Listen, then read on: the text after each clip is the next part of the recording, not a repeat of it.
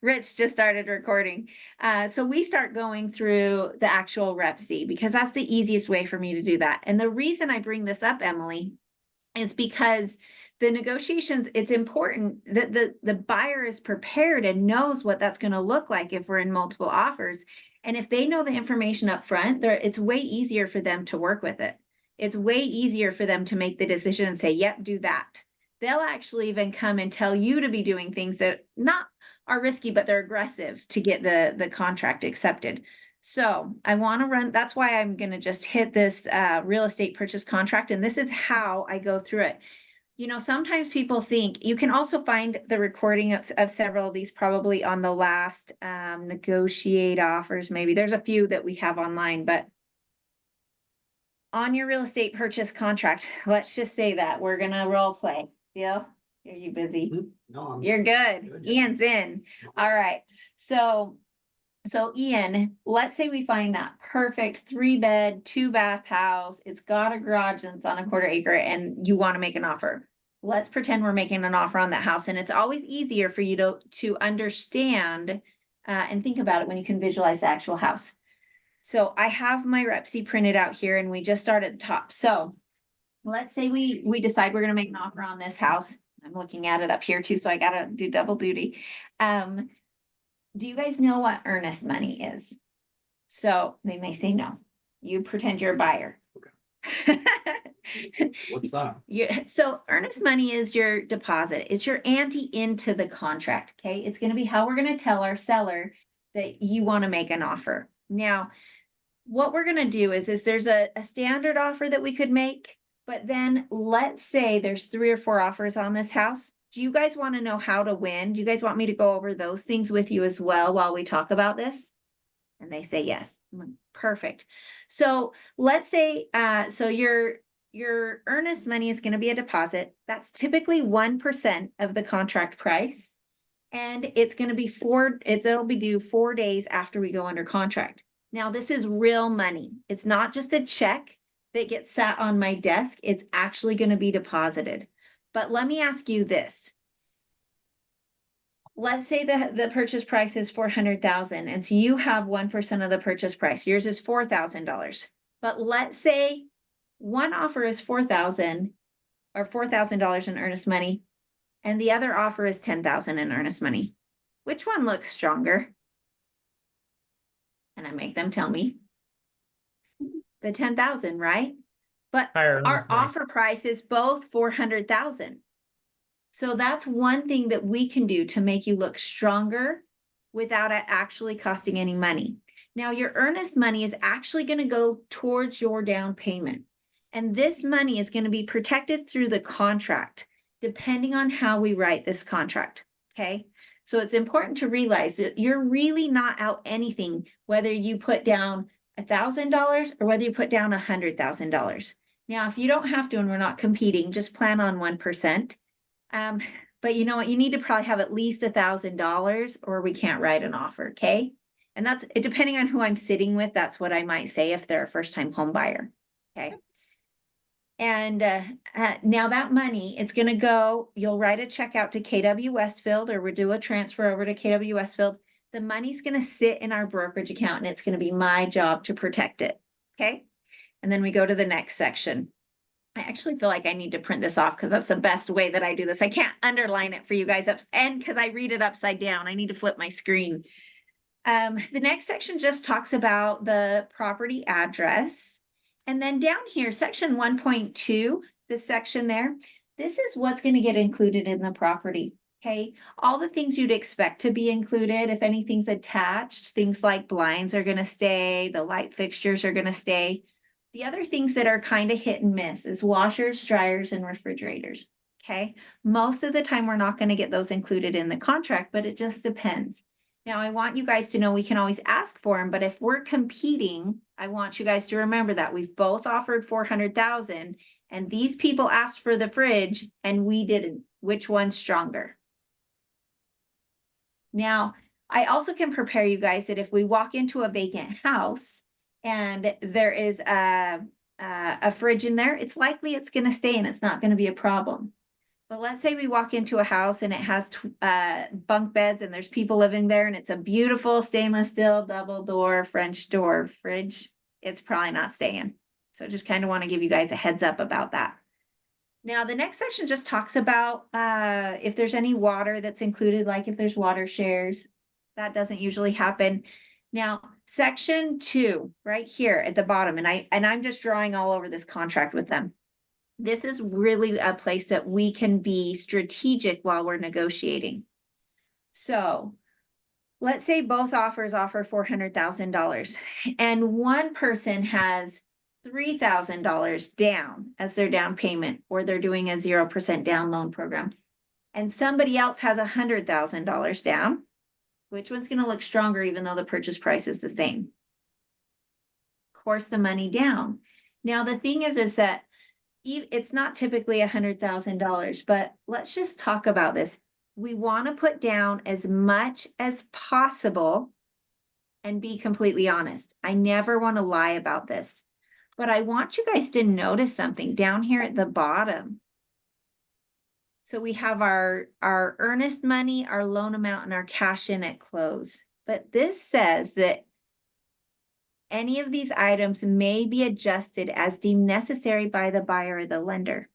So if you guys have money in a 401k account, or you have money that's in a checking account or anywhere else that you might be able to borrow from, we want to put it on this line that you're putting it on the loan.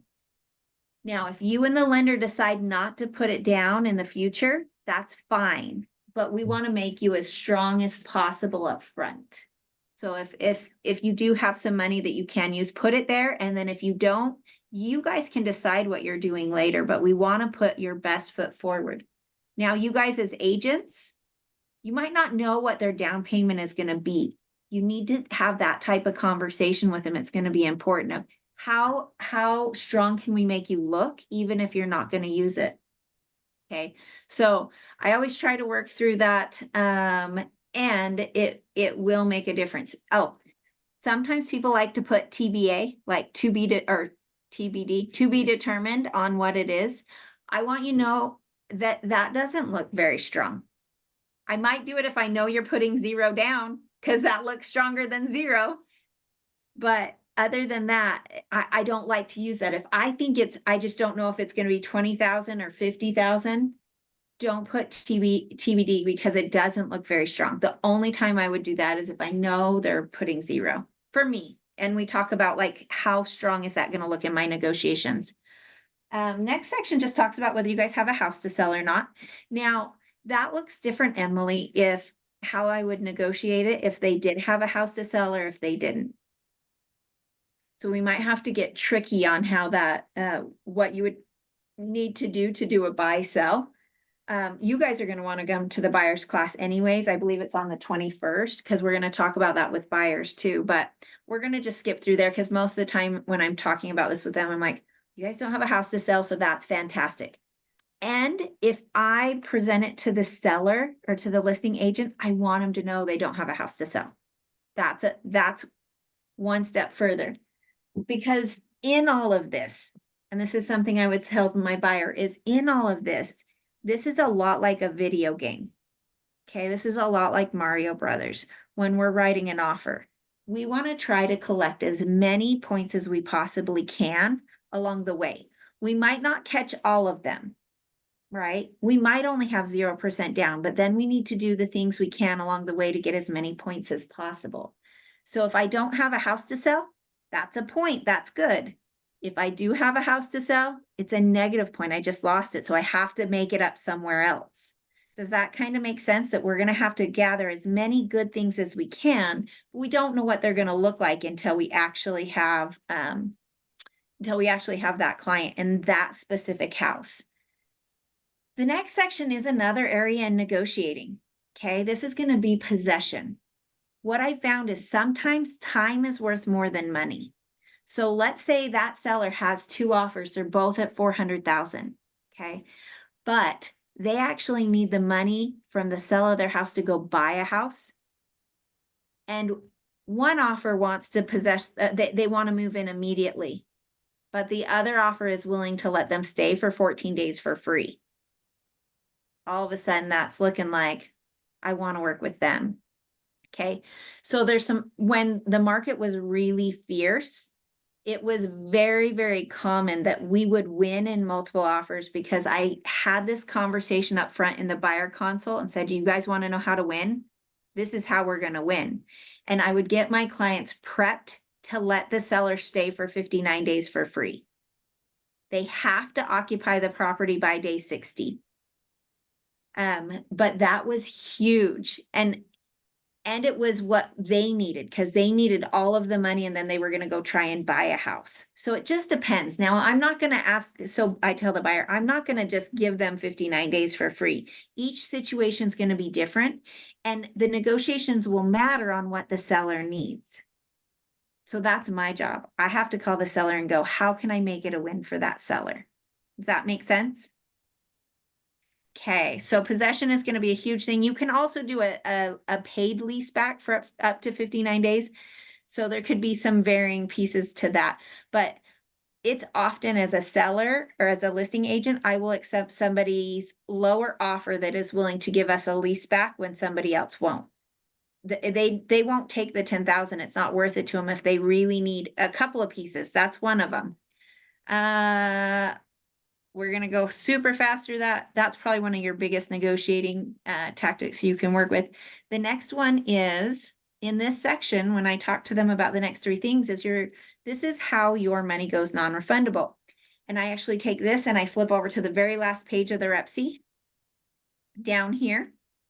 And I start down here and I just start to write in these dates. And I say, okay, so this is how we know, this is what we can expect once we go under contract. We turn in the earnest money within 4 days. And then we have these deadlines. The seller disclosure deadline is typically 3 days. What this means is the seller is going to provide us the 15-page document of everything they know about their house. All the roof leaks, the floods, the fires, the rats. In a perfect world, this is going to be full of all sorts of information. In the real world, we need to plan on this being blank. Okay. It's going to be our job to really dig in and make sure this is the right house for you. Okay. The good news is during this time, your earnest money is totally protected. Now, the second date or deadline is our due diligence. Now, this typically is 7 to 10 days after we go under contract. And this allows us to check out the property and cancel for any reason whatsoever without losing our earnest money. Okay. So that's why it's like our job to really make sure it's the right house. Now, I always find that that home inspections are really valuable, but there's some pieces in due diligence that are more important than a home inspection. It is going to be our things like our neighbors, our churches, our schools, things we can't change. So if there's any of those non-negotiables that you need to check out, do. And I do recommend you drive the neighborhood at different times. Anything that comes up on a home inspection, we can usually take care of. Now, financing and appraisal, typically 21 days. That's how long your earnest money is going to be protected for. But the difference is the only reason you can cancel for those is just financing and appraisal issues. We'll usually close within about 30 days. Now, I scroll back up here. There is a section here. I want you guys to think if you were a seller. We're both at $400,000. Let's say we both have $5,000 in earnest money. We have one buyer who has 18 days of due diligence. And we have one buyer that has 7. Do you think that the seller likes that you just pulled their house off of the market for 18 days and you can cancel for any reason whatsoever and they get nothing? They don't. So I prep this during my buyer consult so they're ready to make quick decisions. So I need you guys to plan that we're only going to have 7 to 10 days to be able to check out the property. Now, also, let's say we're competing and we're both at 400,000. We both have $5,000 in earnest money. We're collecting the same number of points. We both have 7 days of due diligence. All of the things are the same. If we want to go out in front of that other buyer, one thing we could do is you guys might consider letting a portion of your earnest money go non-refundable after your home inspections, but before you do your financing and appraisal. And you don't have to, but if we're competing, this is something that can matter. And it can be something as small as $500 even. Which Okay. line item is that? But that line item is 8.3 I believe, right here. Okay. Section 8.3 I. And so by doing that, I want you to realize what we're saying to a seller is that we're betting on our financing as much as you're betting on our financing. Okay. But if we ever choose to do that, we're going to make sure that the lender has already sent you through automated underwriting, that they have, what were the other pieces that I have? They've seen all of your tax returns. They've done all of the things. Okay. And that's always going to be your choice. But honestly, that's a big deal. And during the heat of the market, to be honest, you wouldn't get an offer accepted unless you had money there. It was very, very rare. And a lot of the times we had large sums of money, more like $20,000 of non-refundable earnest money upon acceptance of the offer from day one. We're so blessed. We're so blessed. We're not in that deal anymore. Okay. Those are just, we got 12 or 15 minutes of a little bit of negotiations. I have no idea if that's what you were going for, but yeah, thank you. I got some good tidbits that I'm. it's little write tidbits. down. It's hard unless you know. So your best thing is that I used to think negotiations was like this, right? Until I butted heads with a couple agents and I was like, I can't get anything done. And when I realized negotiations is actually like this. It's the minute you can get on their side, understand what they need and satisfy it, and get them to want to work with you. They want to work with nice agents. They want to work with good, respectful agents that get crap done. Like that's the other thing, like just get on it and get stuff done. And people are like, because it's often you're going to go across somebody else's page again and they're going to remember how the transaction went. Like it matters. So that's probably one of the better things, but just check. You can ask that seller. I usually call, ask the questions, outside of net, because they usually want to make as much as possible. What's important to your seller?